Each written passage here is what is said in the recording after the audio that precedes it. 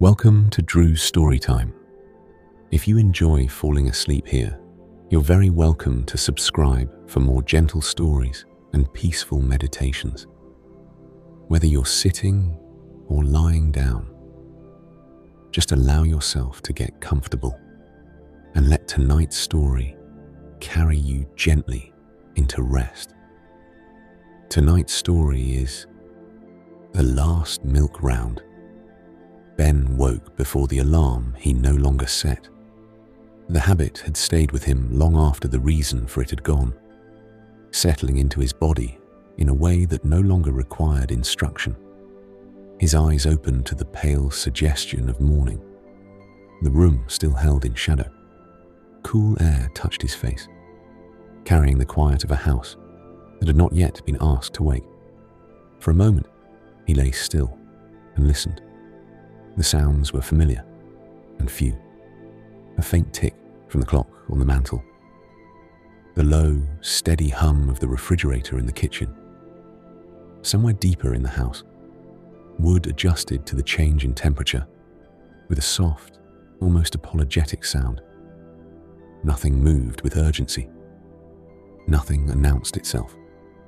Ben swung his legs over the side of the bed and sat. The movement took longer than it once had, but it did not trouble him. His body knew how to rise at this hour. It remembered the rhythm, even if the work no longer followed. He stood, pulled on his cardigan, and made his way toward the kitchen without turning on a light. He did not need one.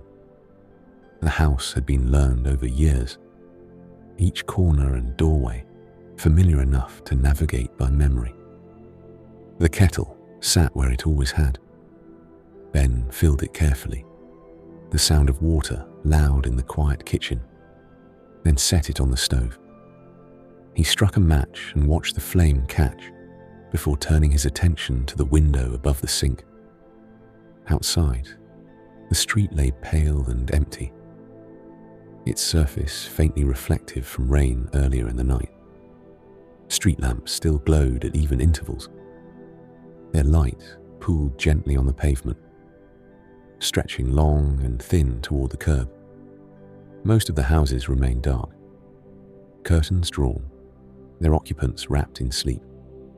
Ben recognized each front by shape rather than detail. The bay window at number 6, the narrow doorway at number 9, the corner house that caught the light first when the sun rose. Once, this hour had belonged to him. Ben remembered the weight of crates stacked in the back of the van, the way the glass bottles clinked softly against one another as he loaded them. He remembered the cold that crept into his fingers, no matter how thick the gloves, and the way his breath showed clearly in the beam of the headlight. The street had been his route then, each house a familiar stop, each doorstep known by feel. He remembered names, not written lists or delivery sheets, but people.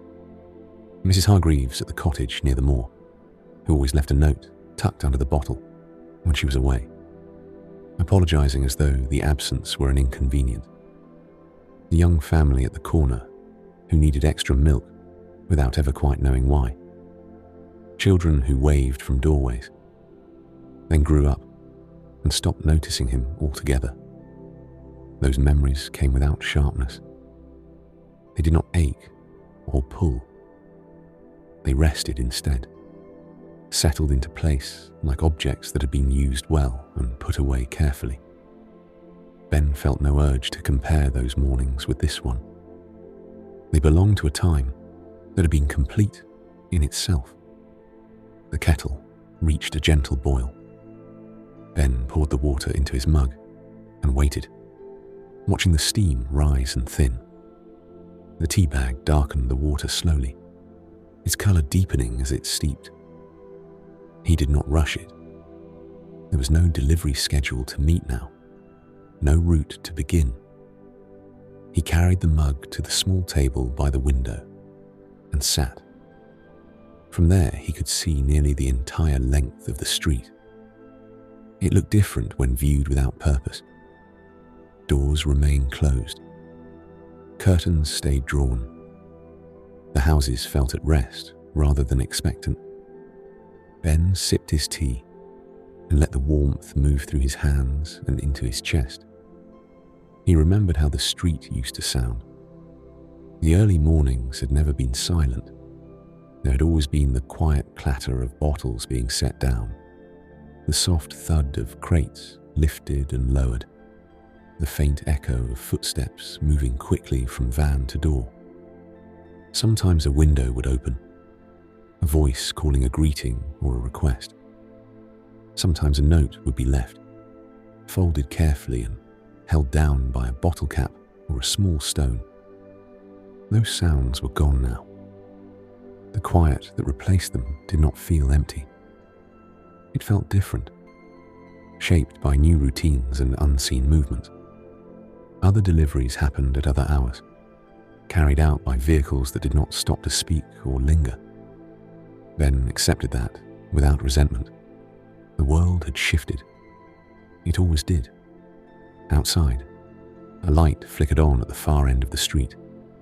Ben noticed it and smiled faintly. Someone else was waking early now, for reasons that had nothing to do with milk or crates or bottles. He imagined a kettle being filled, a curtain drawn back, a morning beginning quietly behind glass. He finished his tea slowly. The mug warmed his hands even as the drink cooled. Ben remained seated for a while after it was empty, watching the street as it waited for the day to claim it. A bird moved along the pavement, pausing briefly before hopping out of sight. The sky lightened by degrees too small to mark all at once. Eventually, Ben stood. He rinsed the mug and set it on the drying rack, where it rested beside others used the day before.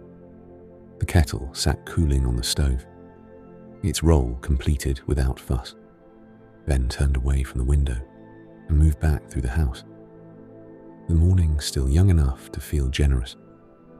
The street would wake soon. Cars would pass. Doors would open. Deliveries would arrive by other means. Ben would remain where he was. His role changed but not erased. The habit of early rising did not feel like loss. It felt like continuity. A thread carried forward even after the pattern had shifted. The morning had begun, whether he needed it to or not. The street began to change in small ways. Ben noticed it first in the light. The pale grey resting on the pavement lifted gradually, giving shape back to the houses. Edges sharpened without becoming harsh. Colours returned slowly, as though the day was careful not to startle anything awake too quickly. He moved through the house with unhurried familiarity. The rooms no longer felt empty now. They felt occupied by morning itself. Ben opened a window slightly, letting cool air in, then closed it again once the room had refreshed. The gesture felt complete rather than preparatory. He had learned over time that mornings did not need to be filled to be useful. He returned to the table by the window and sat again. From there, he could see the first signs of movement. A door opening briefly, then closing. A car pulling away from the curb. Someone walking quickly, shoulders hunched against the air, already engaged in the shape of the day ahead. Ben watched without judgment or envy. The view did not invite comparison. Once, he would have been out there, not watching, but moving. The street had been something to travel rather than observe. Each stop had carried its own rhythm, its own small expectations. Some doors opened immediately. Others remained closed. The bottles left untouched until later. Ben had learned which houses needed a moment and which preferred no interruption at all. Those patterns had shaped him. They had taught him attention patience, and the quiet value of repetition. Delivering milk had never been dramatic work, but it required presence. The bottles were fragile. The timing mattered. The route demanded consistency. Ben had taken pride in doing it well, not because it was noticed, but because it was necessary. He remembered mornings when the weather turned suddenly, rain that soaked through his coat before the first round was finished, frost that made doorsteps slick and demanded care with every step, heat that rose early and lingered longer than expected. He had adjusted each time without complaint, the work absorbing the difficulty and returning routine in exchange. The kettle cooled on the stove. Ben touched it briefly as he passed, noting the temperature with absent awareness. He did not need more tea. The warmth from earlier lingered, enough to carry him forward. He moved to the armchair near the window and sat, his hands resting loosely on the arms. From this position, the street felt closer. Ben watched a delivery van pass without stopping. The vehicle moved quickly, its route efficient and impersonal. He felt no resentment toward it. The van belonged to a different system, one that valued speed over familiarity. And that was not better or worse. It was simply different. He thought of the notes he used to find. Handwritten messages folded carefully, sometimes apologetic, sometimes grateful, sometimes simply practical. Requests for extra bottles, notices of holidays, occasional words of thanks that arrived without ceremony. Those notes had been small, but they had mattered. They had reminded him that his work touched lives quietly, without needing acknowledgement. Ben understood that this too was memory doing its work. It did not pull him backward. It settled around him, offering context rather than demand. The street outside did not feel diminished by change. It felt layered, holding past and present without conflict.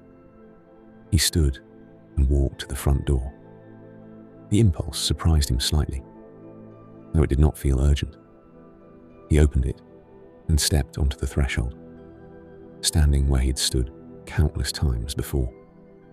The air was brighter now, the sky lifting steadily toward morning. The pavement felt firm beneath his feet. Ben did not step further. He remained there, his hands resting at his sides, taking in the street from this closer vantage. The houses faced him as they always had, some newer, some unchanged, all still standing. The world had not erased what had come before. It had simply continued. A neighbor passed and nodded. Ben returned the gesture without words. No explanation was needed. The moment passed easily, unremarkable and complete. He stepped back inside and closed the door gently. The morning had found its balance. The street moved on. Ben remained at rest within it, not removed, not left behind, simply present, carrying a rhythm shaped by years of early hours and quiet purpose. Ben turned away from the window, ready to meet the day without hurry. Ben moved through the house with the same unhurried rhythm he had found earlier, letting the day unfold rather than shaping it. Light rested evenly across the rooms now. Shadows shortened. Details sharpened. The quiet remained, though it had become something lived in rather than held. He tidied the kitchen slowly. The mug was already clean, the kettle cool. He dried the counter, folded the cloth, and placed it back where it belonged. These were movements that once would have been squeezed between other tasks. Now they stood alone, sufficient without belonging to a sequence. Ben returned to the window one last time. The street had woken properly. Cars moved past at regular intervals.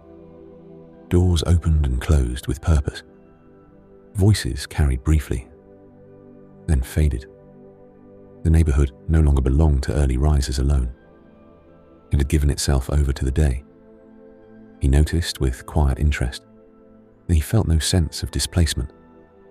There had been a time when mornings like this made him restless, as though he should be elsewhere, doing something that required his presence.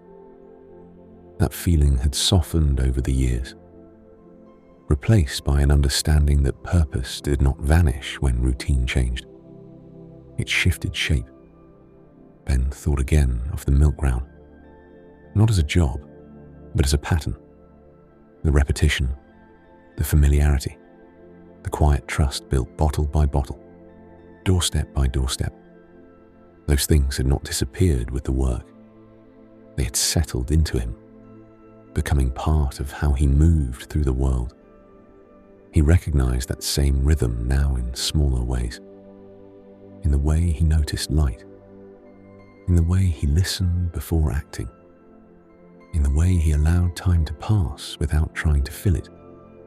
The habits of the past had carried forward, no longer tied to crates or schedules, but still intact. Ben stepped away from the window and picked up his coat. He did not put it on. He held it for a moment, then set it back down. There was nowhere he needed to be yet. The day did not require immediate participation.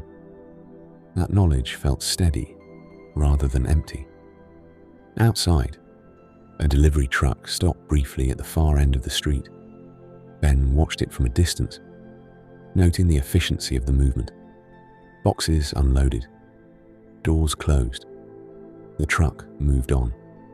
The exchange was clean and complete, belonging fully to the present. He felt no urge to measure it against what had been. The work he had done belonged to its time, and it had been done well. That was enough. The street remembered him in ways that did not need acknowledgement. The rhythm of early mornings remained there, not as obligation, but as choice. Ben sat down and let the rest of the morning arrive. The day stretched ahead, open and unremarkable. He would fill it gently, with small tasks and pauses that suited him. The habit of rising early would remain, not as a demand, but as a quiet preference. The milk round was finished. What it had given him stayed.